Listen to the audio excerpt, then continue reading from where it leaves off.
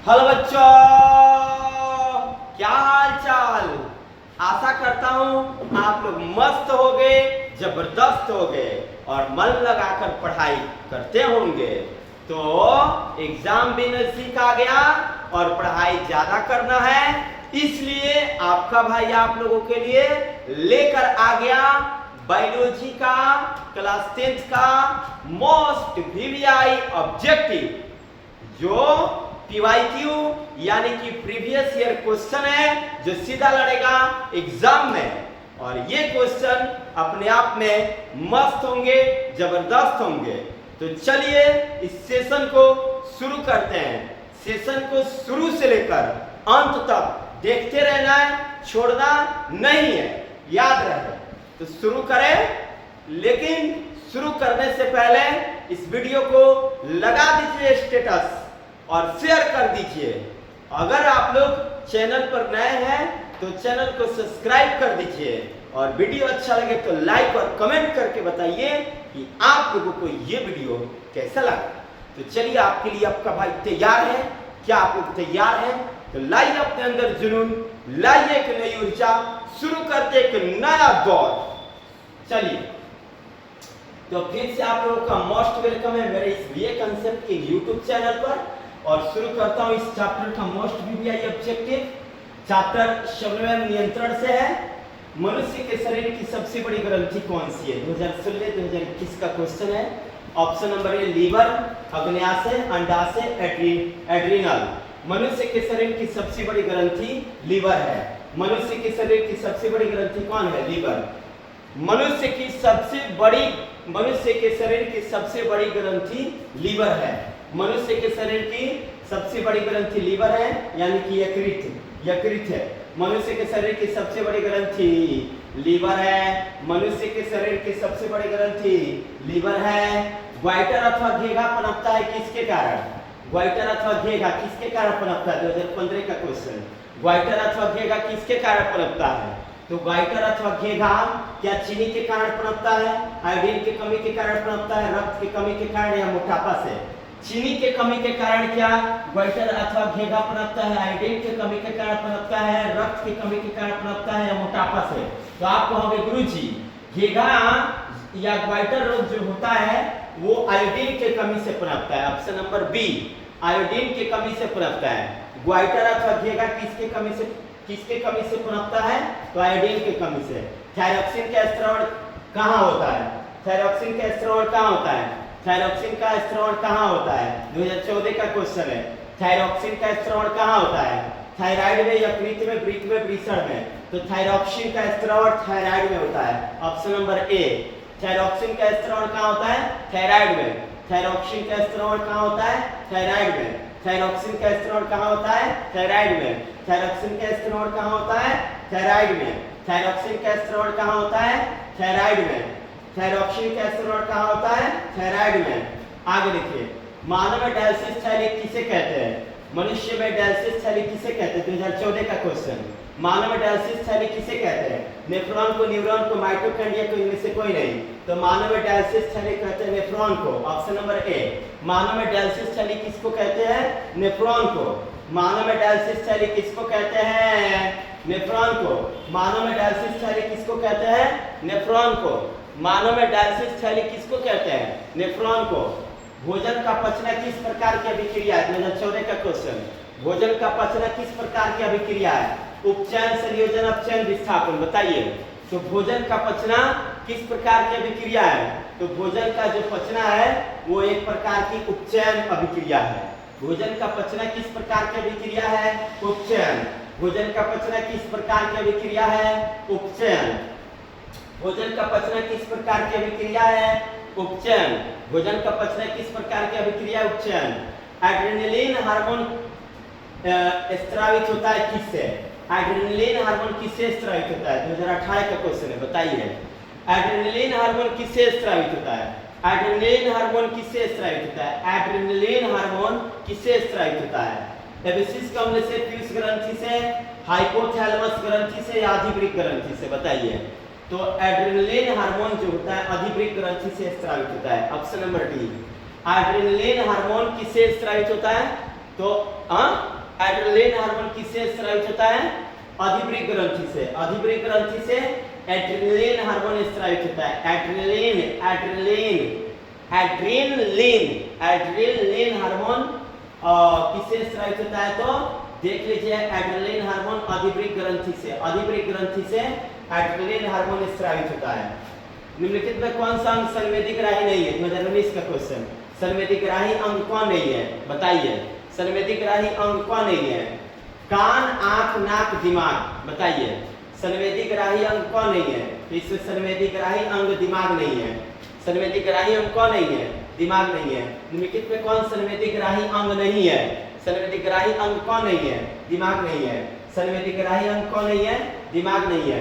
मेरुरज्जु किससे निकलता है? बताइए, मेरुरज्जु किससे निकलता है? बताओ, मेरुरज्जु किससे निकलता है? बताइए। परम मस्तिष्क से, अनुमस्तिष्क से, पोन्स से, मेडुला से। मेरुरज्जु किससे निकलता है? 2019 का क्वेश्चन है। मेरुरज्जु किससे निकलता है? मेरुरज्जु जो होता है मेडुला से निकलता है। मेरुरज्जु किससे निकलता है? मेडुला से। मौत से मेरुरज्जु, मौत से मेडुला। मेडुला से मेरुरज्जु निकलता है। मौत से मेरुरज्जु, मौत से मेडुला। आगे मेरुरज्जु किससे निकलता है? मेडुला से। निम्नलिखित में कौन पादप हार्मोन है? पादप हार्मोन कौन है? पादप हार्मोन कौन है? Insulin, thyroxine, estrogen, cytokinin. तो इसमें पादप हार्मोन साइटोकाइनिन है। पादप हार्मोन कौन है? साइटोकाइनिन। Option number D. पादप हार्मोन कौन है? साइटोकाइनिन। 5 होता है, oxygen, gibberellin, cytokinin, abscisic acid, ethylene. तो साइटोकाइनिन पादप हार्मोन है। साइटोकाइनिन कौन सा हार्मोन है? पादप हार्मोन। दो तंत्रिका कोशिका के मध्य खाली स्थान को क्या कहते हैं? 2012 और 18 का क्वेश्चन। दो तंत्रिका कोशिका के मध्य यानी कि बीच खाली स्थान को क्या कहते हैं? तो दो तंत्रिका कोशिका के मध्य जो खाली स्थान होता है उसे क्या दुमिका कहते हैं या फिर सिनेप्टिक दरार कहते हैं, यानी कि सिनेपस या फिर इक्सान या फिर आवेग।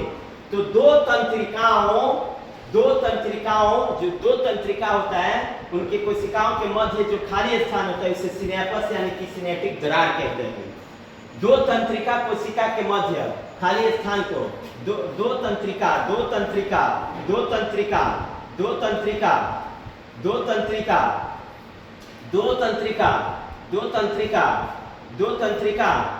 तंत्रिका हो गया। एक तंत्रिका इसके नीचे होगी तो इसके बीच जो दरार होगा वो सिनेप्टिक दरार यानी कि सिनेपस होगा। तो दो तंत्रिका कोशिका के मध्य खाली स्थान को सिनेप्टिक दरार या सिनेपस कहते हैं। पतियों का मुरझाना किस पादप हार्मोन के कारण संभव है? 2021 का क्वेश्चन। पतियों का मुरझाना किस पादप हार्मोन के कारण संभव है? पतियों का मुरझाना किस पादप हार्मोन के कारण संभव है? तो पतियों का मुरझाना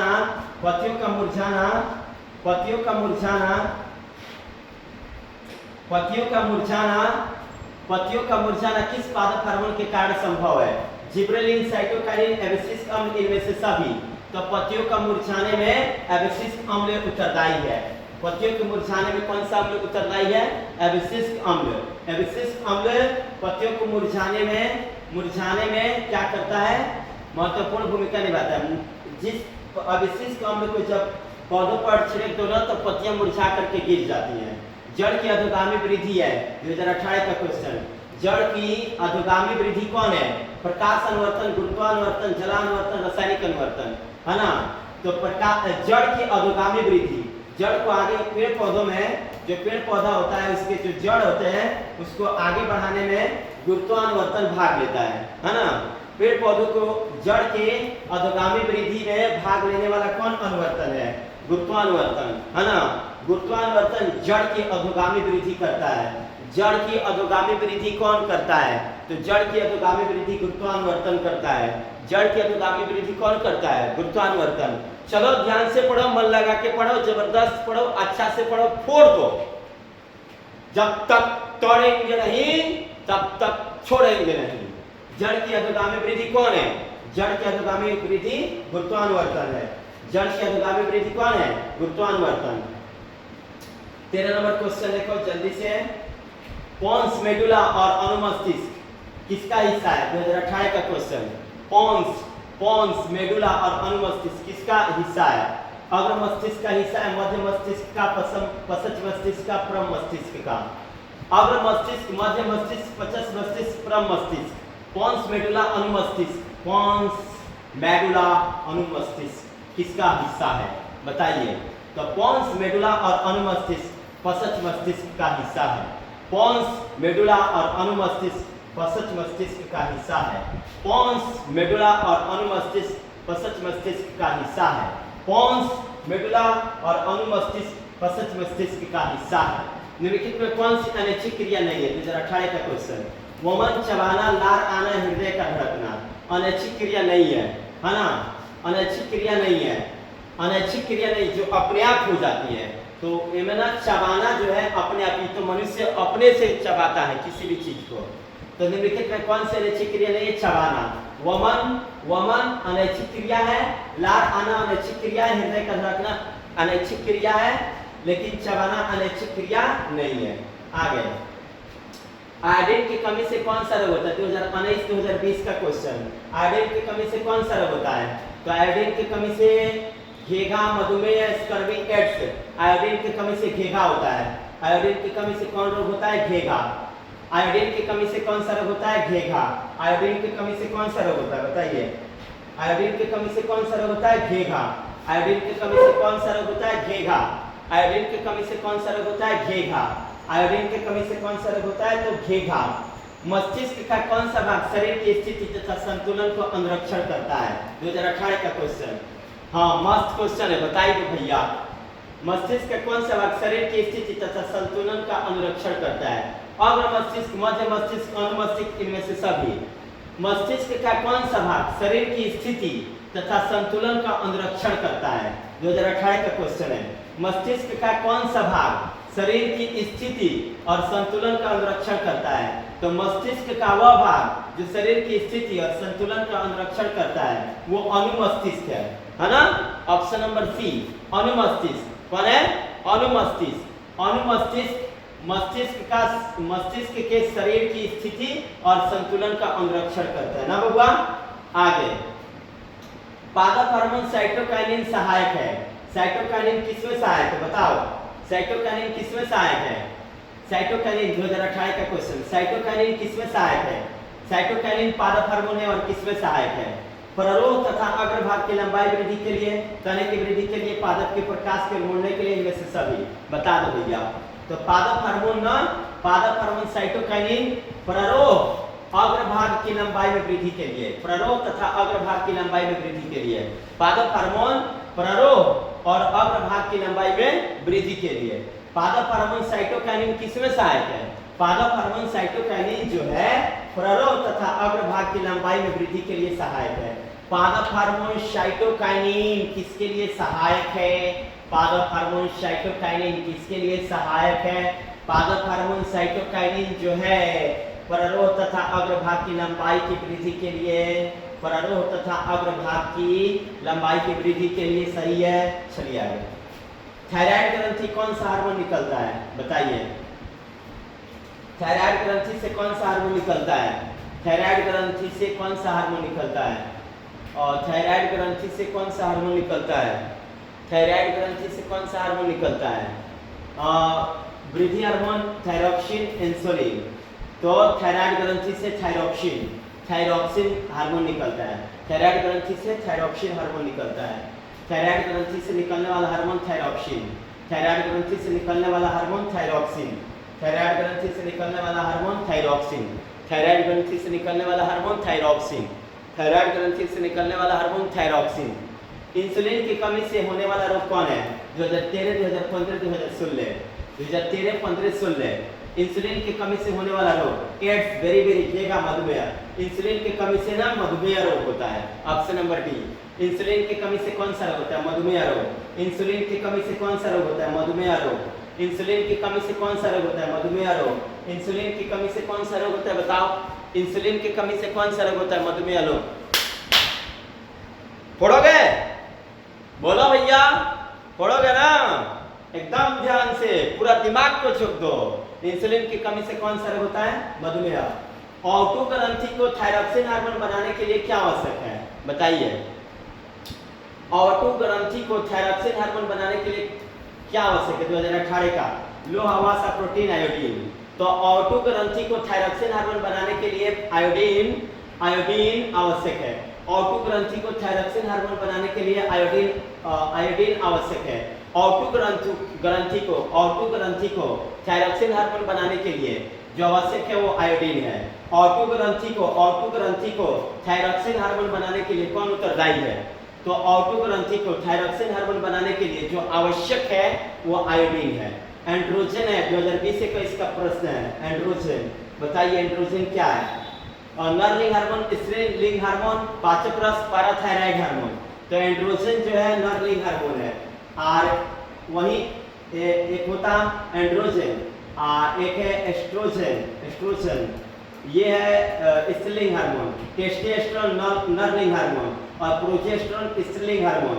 नर लिंग हार्मोन में एंड्रोजन, टेस्टोस्टेरोन, और स्त्रीलिंग हार्मोन में एस्ट्रोजन और एक प्रोजेस्टेरोन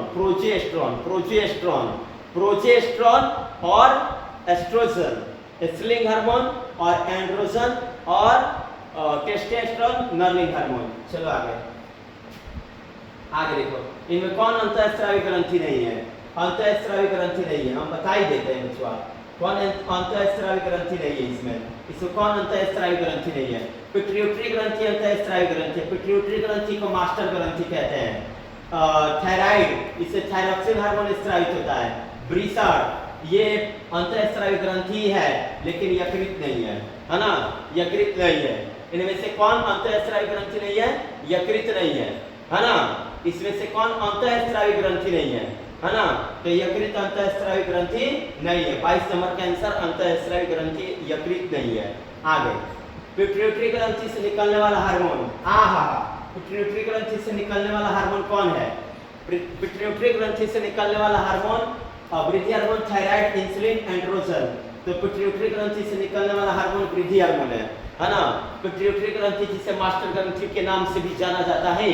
पिट्यूटरी ग्रंथि जिसे मास्टर ग्रंथि के नाम से भी जाना जाता है, ये ऐसी ग्रंथि है जो वृद्धि हार्मोन को स्रावित करता है, जिससे मनुष्य के शरीर बढ़ता है और कम हो जाए तो बौना हो जाता है व्यक्ति, है ना?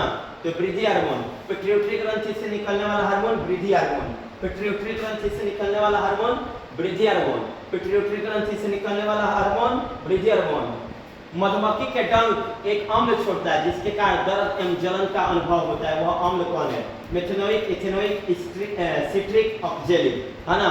तो मधुमक्खी के डंक एक अम्ल छोड़ता है। मधुमक्खी का डंक एक अम्ल छोड़ता है जिसके कारण बुम, कहां ध्यान है?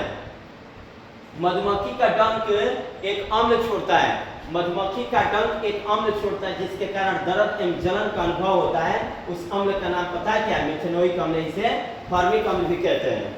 ऑप्शन नंबर ए, मधुमक्खी का डंक एक अम्ल छोड़ता है जिससे जलन एवं दर्द होता है, वो मेथनोइक अम्ल है जिसे फॉर्मिक अम्ल के नाम से भी जाना जाता है। मेथनोइक अम्ल आए चाहे फॉर्मिक अम्ल आए, टेंशन नहीं लेना है।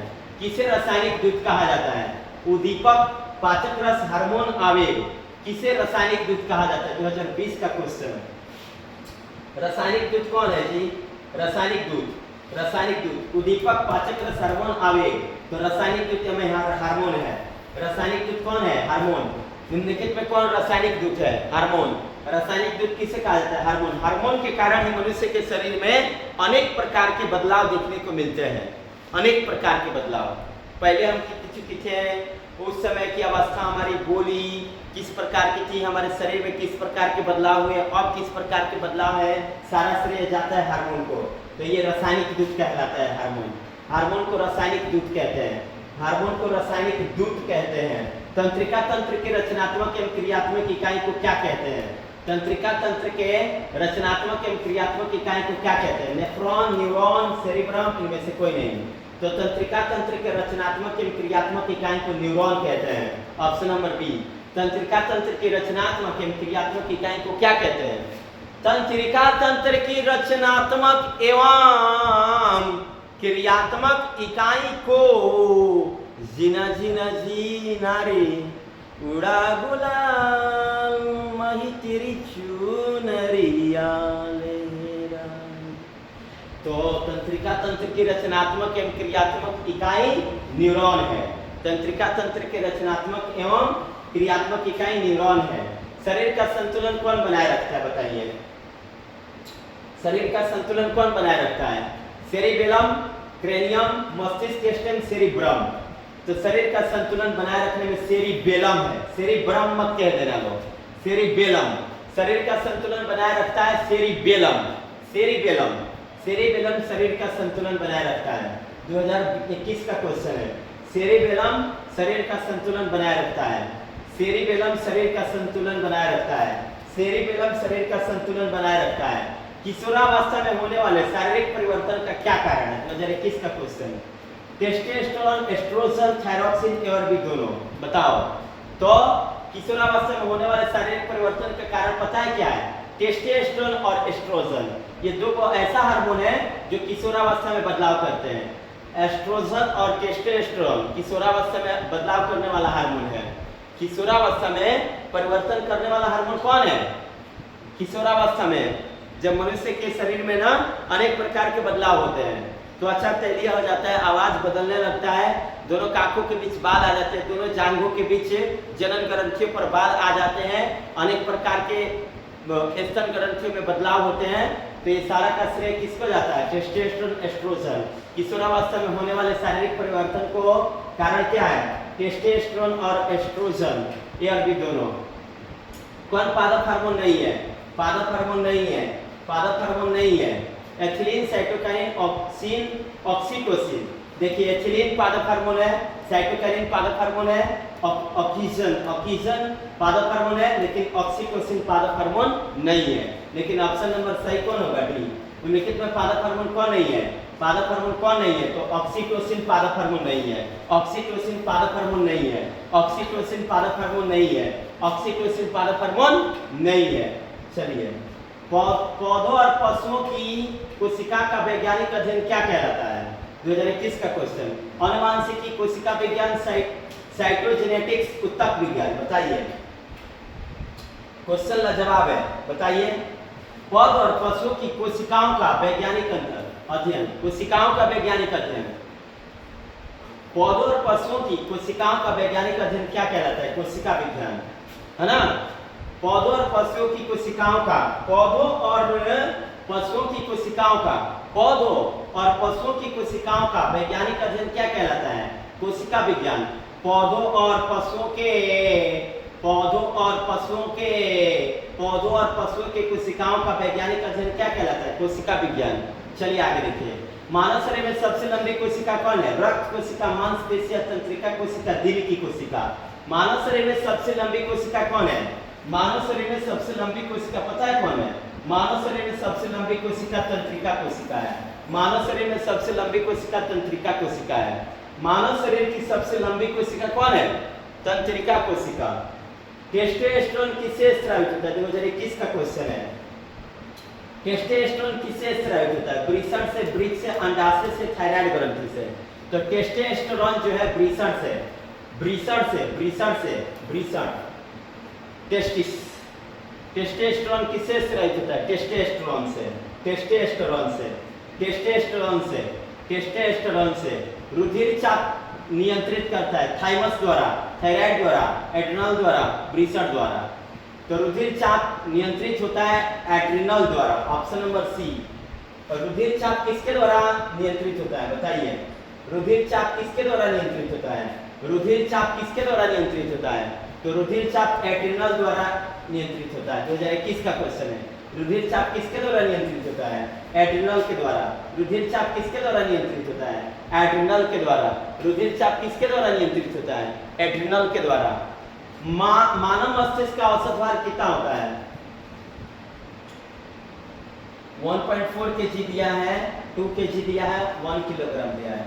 मानव मस्तिष्क का औसत भार, मानव मस्तिष्क का औसत भार 1.4 किलोग्राम लिखा है, लेकिन 1.5 kg होगा। 1.4 किलोग्राम 1.5 kg, ऑप्शन के अनुसार यही सही है। 1.4 किलोग्राम, लेकिन 1.5 kg होता है। 1.5 kg 1.5 kg, है ना। 1.5 kg या 1.4 kg। मानव मस्तिष्क का औसत भार 1.5 kg या 1.5 kg। चलिए, तो इस तरह से शायद ये ऑब्जेक्टिव खत्म हुआ। तो आशा करते हैं कि आप लोगों को ये वीडियो पक्का समझ में आया होगा। वीडियो को अच्छे ढंग से देखना है, बढ़िया ढंग से पढ़ना है। अगर आपको पीडीएफ चाहिए तो ना डिस्क्रिप्शन बॉक्स में व्हाट्सएप चैनल है, उस व्हाट्सएप चैनल से जुड़िए और आपको मिलेगा एक सुंदर सा पीडीएफ प्रत्येक चैप्टर का पीडीएफ। ठीक है, तो मिलते हैं फिर नेक्स्ट वीडियो में। हंसते रहिए, मुस्कुराते रहिए, पढ़ते रहिए, मन लगा के। आज के लिए इतना ही काफी। जय हिंद, जय भारत।